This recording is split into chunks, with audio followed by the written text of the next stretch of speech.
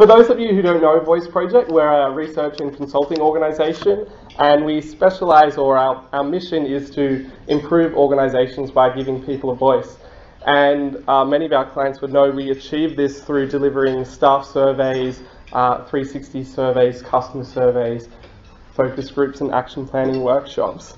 And we love meeting with you twice a year to exchange knowledge with you and help you drive positive change in your organisation. So I'd like to invite our first speaker to the front, Dr Peter Langford, who is the founder and director of Voice Project. In the past, he's been a senior lecturer in human resource management and the director of the organisational psychology program at Macquarie University. He's a winner of the Macquarie University Innovation Award for Commercial Application of Research, a winner of the Elton Mayo Award for Early Career Achievement from the College of Organisational Psychology. And prior to his time at Macquarie University, he was a change management consultant at Accenture. Most importantly, he remains Voice Project's undefeated ping pong champion. Thank you, Cam. It's much to Cam's frustration that I continue to beat him at table tennis. All right. What I find fascinating about change is, on the one hand, we approach organisational change with a dark pessimism. But we are clearly a species that has embraced change. It's only a little over 100 years ago when most of us were still travelling by horse. If you took one of these things at any point in the history of civilization and show them what is capable with one of these things, they'd think it was truly magical and probably then burn you as a witch. What I'm going to talk about is this divide between pessimism and optimism that we have for organisational change, and hopefully see what we can learn how to build more optimism into our change programs. Here is a stereotypical pessimistic approach to change management. We have the pointy-haired boss who is kicking off some change program within his organisation. He starts the grand communication with, "Don't be afraid of change, ASOC." ASOC's first response, ASOC, if you follow Dilbert, is sort of an innocent, slightly naive but well-intentioned employee. ASOC's first approach, first response, is actually not too bad. Okay, but you can just feel ASOC's mind has just kicked up a gear. You can imagine what is starting to fly through his brain. 1,000 thoughts are kicking in. Fears are kicking in, and it's not too far beyond the okay that we get, "Wait, what?" And at this point, the pointy-haired boss has lost the battle. The ground is slipping away from beneath him, and very soon afterwards we get, "I choose death." And the pointy-haired boss is left to ponder the uphill slog that he's now going to face with the change program within his organisation. Yes, this is exaggerated, but I think we'd all agree that there's an element of truth in this. So, is it real? Well, I'll actually touch upon that in a moment with one of the bits of research, but I think there's definitely some truth in that pessimistic approach we have to change. If it is real, it begs the second question of how can we break that cycle? How can we capture it at okay and head it off in a different direction, a more optimistic direction, rather than this slide into the abyss that ASOC went? And we know optimism can occur because we've seen it recently in Australian politics. There's been an amazing turnaround in the level of optimism within industries, within community groups, with the change of Prime Minister. 63% of us in the latest news poll choose Malcolm Turnbull as our preferred Prime Minister. It was at 37% for Tony Abbott back in September. Putting aside your own politics, this is a fascinating outcome. What is it? Why have we seen that level of change in our level of optimism towards the economy? I've heard one consultant recently describe it as the Turnbull effect. She said within 2 days of Malcolm Turnbull becoming Prime Minister, her consulting loads, which is a good thing, increased dramatically. So, pessimism, optimism, what is it? I'm going to show 4 pieces of research that I dug into. Recognise that 4 is a challenge within 20 minutes, so I'll need to be efficient. 4 pieces of research to give us some insight into this divide between pessimism and optimism. First bit of research, and I thank Sophie Laidler, who's a consultant at Voice Project, for doing the legwork behind this. We dug into the last 100 clients that we'd worked with. We figured that a major point of change for any organisation is a new CEO coming in, and it correlates nicely with the story I gave of Malcolm Turnbull coming in as well. New CEO, major period of change for almost any organisation. Of these 100 clients that we'd worked with, we split them into 3 groups. They were roughly evenly divided between organisations that had the CEO for less than 2 years, organisations that had a CEO for 2 to 5, or 5+ years.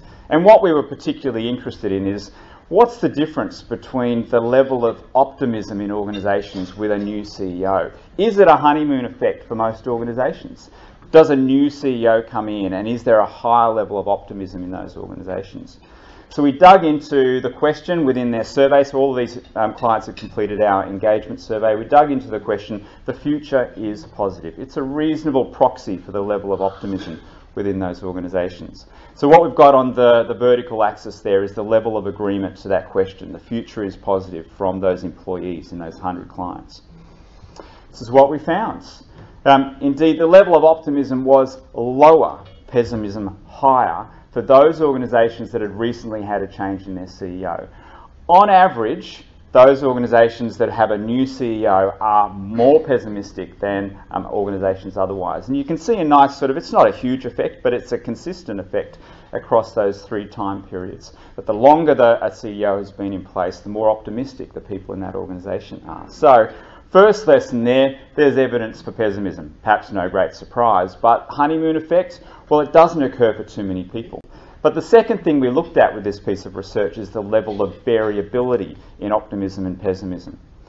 And what we've got here is the mid 50% of the organisations, the clients within those groups. So the top level of that orange bar is the 75th percentile, the bottom level of that orange bar is the 25th percentile. And what you can see is there's much greater variability in the emotions in organisations that have got a new CEO. If we generalise this out to any kind of change program, there's much greater range of emotion for any organisations that's going through change. Nevertheless, we have got some people, there's 25% of the organisations in that 0 to 2 year group that had level of optimism of 55% or lower, but there's 25% that were scoring in the high 80s. So why is that? What can we learn from those organisations that do have a major change and are coming out feeling very positive? Second one, this was an honours thesis that I supervised, completed by Saussure de Mirian. Now it goes back a few years, but I find it a fascinating piece of research. It was a really interesting outcome. A little complex, so hopefully you can stay with me when I describe this. It was a lab experiment. We had 100 working adults. We split them across 4 groups, and we described a different change journey for each of those 4 groups. The first group were given 2 descriptions of an organisation at one point, and then we gave them another description. The first one was, this organisation is performing weakly. We gave them details about whether or not they were achieving their objectives, levels of customer satisfaction, and the likes. And it was about a half-page description, quite a nice, nuanced description. And then we gave them another description. We said, a year later, this is how the organisation is performing. And in fact, they're performing even worse. They're now very weak. That's the first group, if you could kind of imagine yourself being in that group and how you would feel. Second group started off with a weak description, but then we said, they're getting better. They're now average. Not stars, but they're average. They're improving. Third group, starting off strong, but in fact getting weaker, coming down to average. And indeed, they had exactly the same description of the organisation for that second year as that second group. And fourth group, if I haven't lost you so far, you'll understand this group. We've gone from strong, they're improving, they're getting even stronger. What we are interested in is, how are the levels of engagement changing in these organisations? Now, Saussure asked a whole bunch of questions, but this is the one that I think is very interesting for the morning. I hope I haven't lost you so far. That's the setup of the experiments. Here is what we found. So we've got over the vertical axis there the level of engagement of these organisations. I'll take the first 2, the more extreme ones. No great surprise. The organisation, the organisation that was described as going from weak to very weak, engagement started out moderate, took a dive.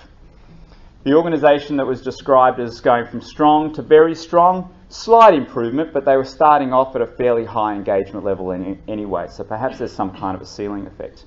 No great surprise with those two, but what is fascinating, I think, is what happened for these two middle groups. For the organisation that was weak and only getting up to average, but it was an improvement for that organisation, their engagement shot up, and in fact it went up to a level that was equivalent to those organisations that were described as strong to start with. It has really moved up the rankings. And the organisation that was strong but then described as going back to only average, and in fact going back to exactly the same place as that other group that's there, they should have the same endpoint, but they don't. Engagement is overshot for both of them. And my conclusion from that, it's much more about the direction of change that you're heading in your change journey rather than the actual point that you're at. The direction of change is more important than the actual level of performance. Our pessimism, our optimism seems to overreact. We overshoot what actually is the reality. And indeed, we may well be seeing that with Malcolm Turnbull. We probably are in his approval ratings. They will inevitably come down, but we overshoot. And part of the message there is we want to be part of that overshooting. We want to help kick it off in the right direction first. Third piece of research. We dug into our data, looking at for organisations that had used our standard engagement survey. This is the model behind our standard engagement survey. For the clients amongst us, this will look very familiar. For those of you who don't, very quickly on the right-hand side of this diagram, you've got outcomes that we measure within the surveys, and then on the left-hand side, we've got a whole bunch of management practices that contribute to those outcomes in some way. What we typically do with reports for clients is that we'll look at how much impact these practices on the left have upon all of these outcomes on the right-hand side. So we put together engagement and progress together and do our gap analysis and the like, for those of you who know that. What I've done for this breakfast, though, is just use that single outcome of change and innovation. If you want staff to be positive about change within the organisation, what are the practices that you need to get right? And we come to this diagram. For those of you, the clients of us, this is a remodelled version of our gap analysis. We're going through a report redesign process that you'll see sometime in the coming months. But here's the new gap analysis, as it were. Let me describe what's on this diagram. Over on the right-hand side, we've got all of those practices that show the strongest association with effective change management in organisations. So, having a strong results focus, strong belief in leadership, and leadership here is the senior executive group. And interesting to compare that to where supervision sits on this diagram, which is in the other half, only just, but just on the left side of the midpoint there. Organisations that manage change well also have strong cross-unit cooperation, recruitment and selection, career development, and so on. So that's what's on the right-hand side. In terms of how we've plotted things vertically, that's how organisations typically score on average. And I should say this comes from about 140,000 employees across 276 clients over the last 5 years that we've pulled this data. So, on the vertical axis, the organisations typically score well on things like teamwork, role clarity, belief in mission and values. At the bottom of the diagram, organisations typically score poorly at things like involvement, career opportunities, cross-unit cooperation. The point of doing this kind of diagram is what sits in the bottom right-hand corner. They're the biggest gaps, the potential priorities for actioning. They're the issues that are important, but organisations are typically scoring fairly poorly on. And if you work up from the bottom right-hand corner, we get some things that are not so surprising, fit into the prevailing change management knowledge that we have. Career opportunities is down there. You want people to have an understanding of that there is a future for them within the organisation. Recruitment and selection, you want to get good people in. We see learning and development there. Yes, you want to give them the skills that are necessary. Processes there. You want good processes for the new world. But one thing that I find interesting and consistently see across clients who really do manage change well are these three, which I kind of, in my mind, I package these together. This is the social aspect of change. This is about employees' relationship, level of bonds with the senior executives within the organisation. Senior executives can't delegate their role of relationship management in the organisation. They are critical. We also see the importance of cross-unit cooperation. So it's not just my relationship with you as work colleagues, it's my relationship with this department and this region that's going to make me more optimistic, more positive about change within this organisation. And it's also that level of involvement. To the extent that I think the people in other departments, the guys and gals at the top of the organisation, have taken into account my needs, the effect of the change upon me, then I'm going to be that much more involved. Package all this together, and for me it highlights just the importance of those emotional bonds within a workplace. And of course, that's not something that you're going to solve as soon as you roll out a change management program. That's something that you've got to have in place prior to going into a change management project. All right, last, fourth bit of research, and then I'll do a summary of how I think all this fits together.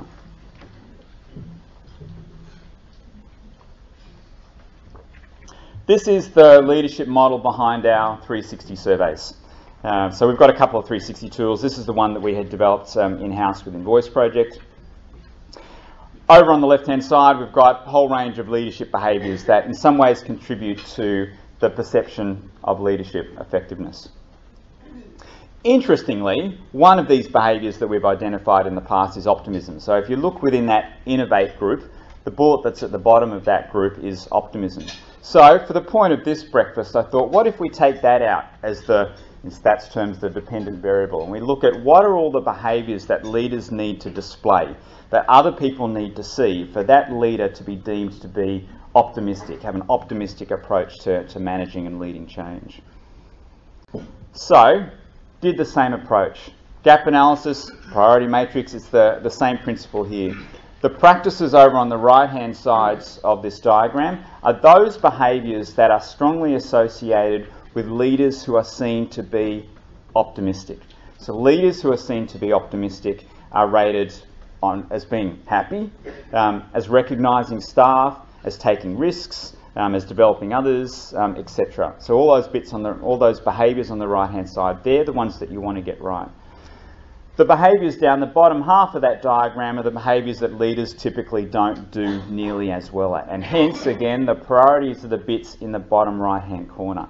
So for the average leader out there, if you want to build an optimistic approach to leading change in an organisation, these are the things that you need to get right.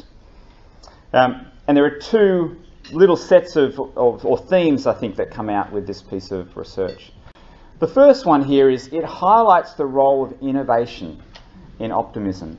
We've got, indeed, the biggest gap there. If you work up from the bottom right-hand corner, we hit risk-taking. It's not the first thing that I would have immediately picked as being a characteristic of an optimistic leader. But the stats, and this is coming from, it was close enough to 380 leaders, and it was about 5,000 people who had rated these leaders. Risk-taking is one of the biggest gaps to improve. But we also see this package of innovation which captures driving continuous improvement in the organisation and also being intellectually stimulating. So they're the biggest gaps for most leaders in terms of driving that kind of behaviour, having that style if you want to be seen to be optimistic. The other little package is, and I find this just comforting, and I do see it in the CEOs, the vice chancellors, the general managers that we work with and present to. Often those people who've achieved the greatest level of change are the people who felt most comfortable with that change and actually have a bit of a laugh. And indeed, I was reflecting on Malcolm Turnbull at the Melbourne Cup yesterday. If you saw some of the news pieces, apparently he'd chosen Bondi Beach as his horse, although it was an Irish horse, I think, or something like that. And he was there taking lots of selfies with people, and he was laughing and he was smiling. He clearly is enjoying the process that he's going through at the moment. And I've seen that with a whole bunch of leaders as well. It's those folks who enjoy the process, that manage change well, and that are seen to be happy, enjoying their work, having a laugh. All right, so I'll put all of this together. Summary, what do I think the key lessons from this? Pessimism is a default, unfortunately. Andrew will talk about loss aversion. We are loss averse. If we're left to our own devices, we err on the side of pessimism. We slide down that abyss that ASOC went. But optimism can override. Change brings emotional turbulence. Any period of change within organisations, there's going to be emotions flinging around. That's the point at which you need to grab them. You need to grab them at when ASOC was at okay. You want to grab it at that point and you want to start heading it in the right direction rather than letting it slide. If you just let them go on their own, they're going to start feeling very negatively about things. To build change optimism. First thing, achieve positive momentum. You want to head them off in that positive direction because we overreact. If we head in that direction, we'll start to continue in that direction. And that tends to become quite reinforcing, self-reinforcing within organisations. Build those visual symbols of success. I now have a better understanding of why refurbishing the cafeteria or rebranding the organisation. We know that those things actually don't correlate with long-term engagement of staff, but for change, those things are visual symbols that the organisation is moving in the right direction. Number 2, build a strong sense of social cohesion, and that needs to start well before any change program, because that's going to help. To the extent that I feel like I'm in the same game, dealing with the same problems as the people in a different department, in a different region, with the guys and gals at the top of the organisation, I'm going to feel that much more comfortable with the change process. We saw the importance of innovation. Be creative, be bold, in, of course, a way that resonates with staff. But that element of an innovative approach to leadership shows a strong correlation with optimism. And finally, manage stress well. If you're having a hard time as a leader, or if you're seeing leaders who are having a hard time, that stress is going to flow through. There is emotional contagion, and you will start sending people off on that slippery slope into the abyss. Manage stress well. Enjoy your work. Have fun. Have a laugh. All right. Thank you.